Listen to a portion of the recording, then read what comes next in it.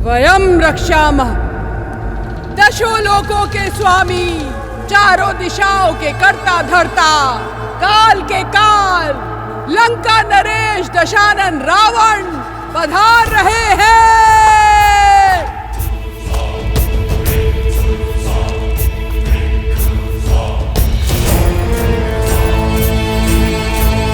तो तुम्हारी हट अब तक नहीं टूटी। उत्तम, अति उत्तम। इतनी सरलता से जो मान जाए वो महारानी होने योग्य नहीं। लंका की होने वाली महारानी पर ये हट, ये क्रोध जचता है,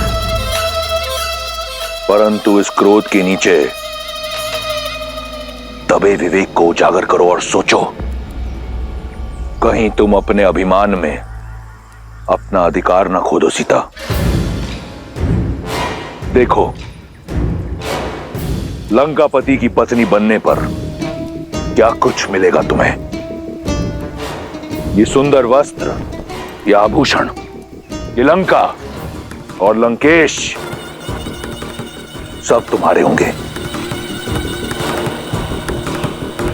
इस संसार के सारे देव प्रातः काल में तुम्हारी स्तुति गाएंगे। महादेव के कैलाश में बिना किसी रोक टोक जा पाओगी। केवल तुम्हारे हां बोलने की देर है सीता। इसलिए कहता हूं, एक बार पुनः विचार कर लो। जो आचार अशुभ हो उसमें विचार कैसा दशानन? सोचते तो वो हैं जिनके मन में संदेह का बीज होता है, किंतु मेरे मन में केवल श्री राम के नाम का पुष्प खिला है। जिस स्वर्ण, राजपाट और सुखों की लालसा तुम मुझे दे रहे हो, अयोध्या में उसकी कमी नहीं थी रावण, पर वो सब तिनके की भांति त्याग कर अपने श्री राम को चुना है मैंने रावण। मेरे लिए, मेरे श्री राम के साथ वनवास में बिताया हर क्षण त्रिलोक के सुखों और ऐश्वर्यों से अधिक महत्वपूर्ण है। ये सीता श्री राम की है, थी और सदा रहेगी। राम राम राम, बहुत हुआ उस वनवासी का गुणगान। कौन है ये राम जिसकी तुलना तुम मुझसे कर रही हो? एक तुच्छ मानव, एक नीरव बालक, जिसे उसकी मां ने उसके राज्य से बाहर फेंक दिया, उसे विवश कर दिया कि वो वन में बिना पादुका के दर दर भटके। 4 राक्षस क्या मार दिए?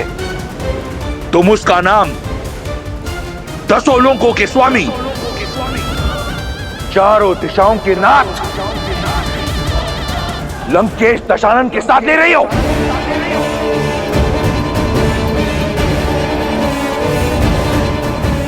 कुछ नहीं है वो, केवल एक नाम है, राम।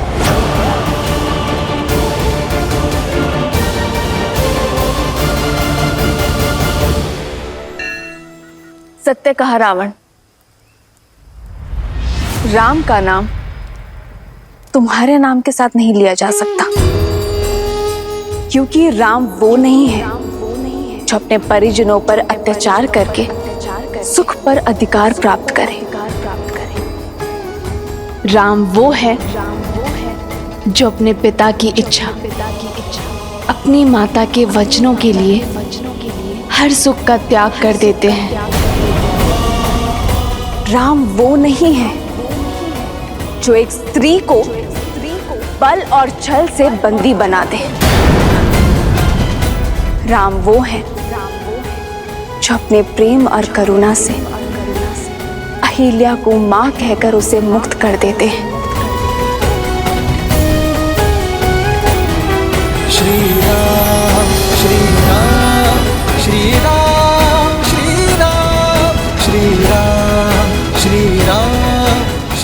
राम वो है जो पर स्त्री को स्पर्श करते हैं मातृत्व भाव से। राम वो है जिन्हें स्वयं महादेव ने मेरे लिए चुना है। राम वो है जिन्होंने खिलौने के भांति एक उंगली पर वो शिव धनुष उठा लिया था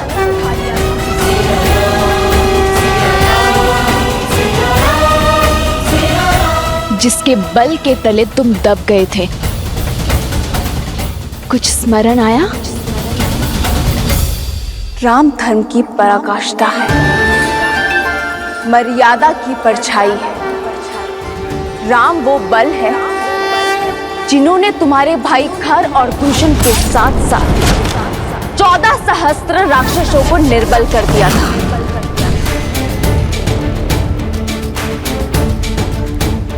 राम मेरी आत्मा है, मेरी आस्था है, मेरी शांति है, मेरे हर रोम के स्वामी है वो राम।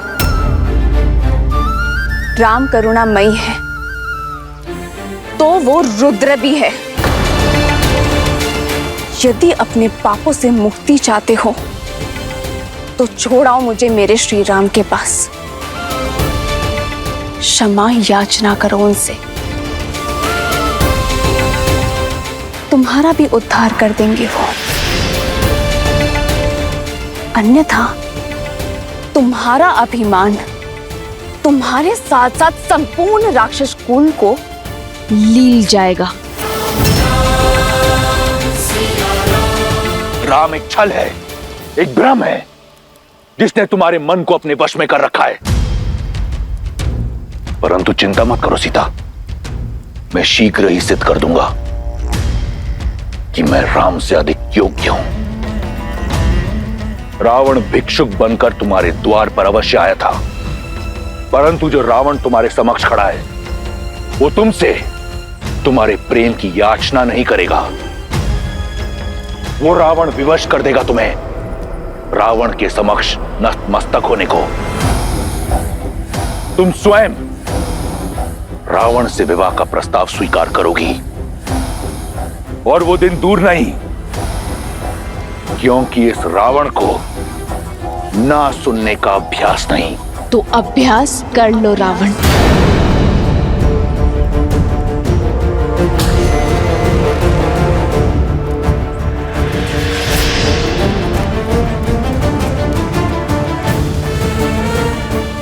क्योंकि जब तक इस देह में प्राण है, सीता की हर श्वास में केवल श्री राम है।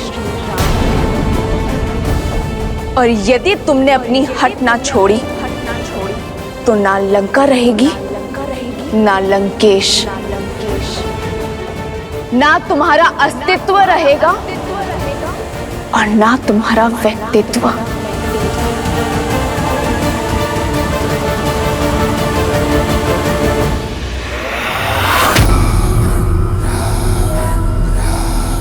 तुम्हारी चुनौती स्वीकार है मुझे सीता। अब मैं पहले स्वयं को राम से श्रेष्ठ सिद्ध करूंगा और तब तुम्हारे मन पर, रोम रोम पर अधिकार करूंगा मैं। कुछ स्वप्न ही रह जाते हैं लंकेश। रावण वो सत्य है जो भ्रम को ब्रह्मा बना देता है। ये स्वप्न अवश्य सत्य होगा। जिसे तुम कल्पना समझ रही हो वो भविष्य होगा तुम्हारा सीता। ये वचन है मेरा।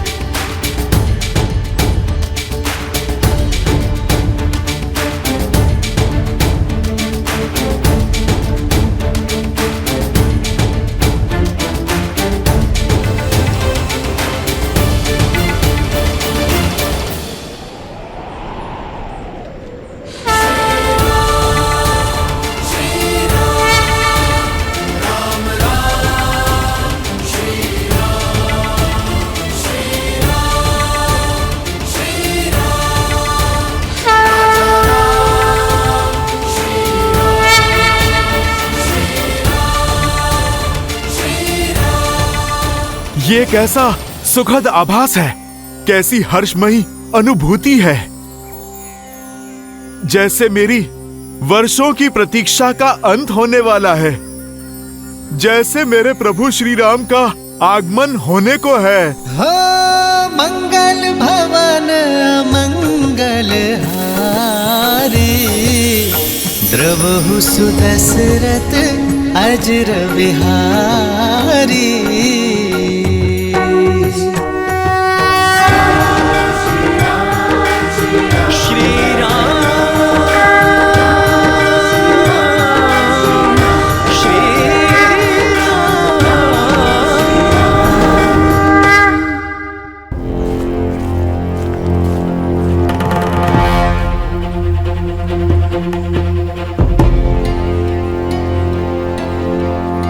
तुम्हारे राक्षस राज की स्मृति मंद है। मैंने कहा ना, उनके भेजे वस्त्र आभूषण मैं धारण नहीं करूंगी। ये वस्त्र और आभूषण महाराज दशानन ने नहीं, महारानी मंडोदरी ने भेजा है। उनकी विनती है कि आप इन्हें स्वीकार कर पूरे राज सुख से यहाँ रहें।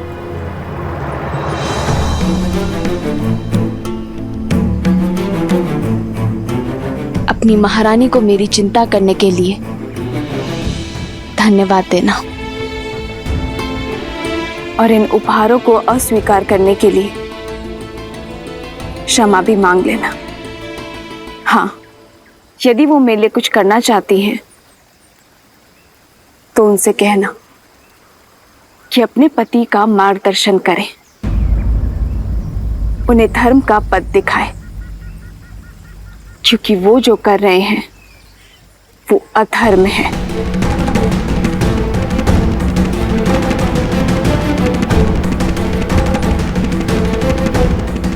बड़ी हठी हो तुम।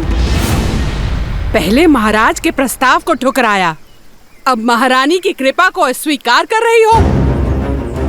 ना भोजन ग्रहण कर रही हो, ना जल। मृत्यु तो निश्चित है तुम्हारी। या तो तुम भूख से मरोगी, नहीं तो तुम महाराज के कोप से हमारा आहार बनोगी। जिसके साथ राम का नाम हो उसे मृत्यु से नहीं, मृत्यु को उससे भय होता है। जब तक मैं अपने श्री राम के दर्शन ना पा लूं, तब तक मुझे कुछ नहीं हो सकता। वो बहुत दूर नहीं, जब लंका के आकाश में राम नाम का शौर्य चमकेगा। इसलिए तुम मेरी नहीं, अपने लंकेश की चिंता करो।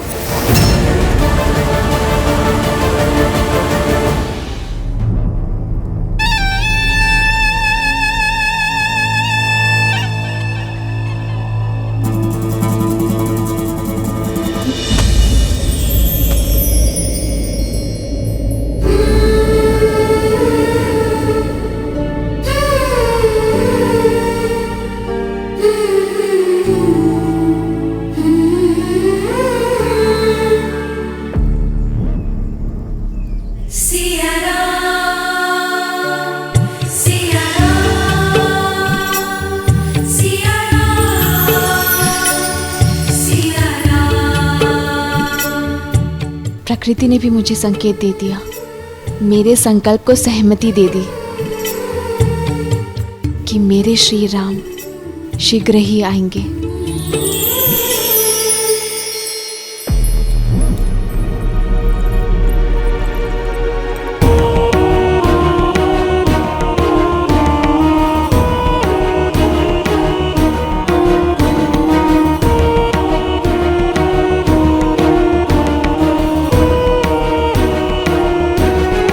अब ये केवल प्रतिकार नहीं है लंकेश, अब सीता की ओर दिन प्रतिदिन खिंचते चले जा रहे हैं। प्रतिकार हठ में बदला और हठ आकर्षण में। प्रसन्नता हुई ये जानकर कि तुम सीता और मेरे संबंध को स्वीकारने लगी हो। पता चला मुझे कि तुमने उसके लिए आभूषण और वस्त्र भेजे थे। सत्य को अपनाने की कला है तुम में। ना ही मैंने सीता को अपनाया है और ना ही आपके हठ को। मैंने केवल एक स्त्री होने का धर्म निभाया है लंकेश, और वो किया है जो एक रानी दूसरी रानी के साथ करती है, और एक सभ्य स्त्री एक शीलवती स्त्री के साथ। ये भी सीख लो कि एक स्त्री अपने पति की दूसरी पत्नी के साथ कैसा व्यवहार करती है। काल को बदल देने वाला रावण कल को भी बदल देगा, और शीघ्र ही तुम सीता के साथ रावण का नाम जोड़ोगी। जिस कर्म के अभिमान में इतना चूर हो रहे हैं आप, महापाप है वो। इतना ज्ञान होते हुए भी अज्ञान के अंधकार में कैसे खो सकते हैं आप लंकेश?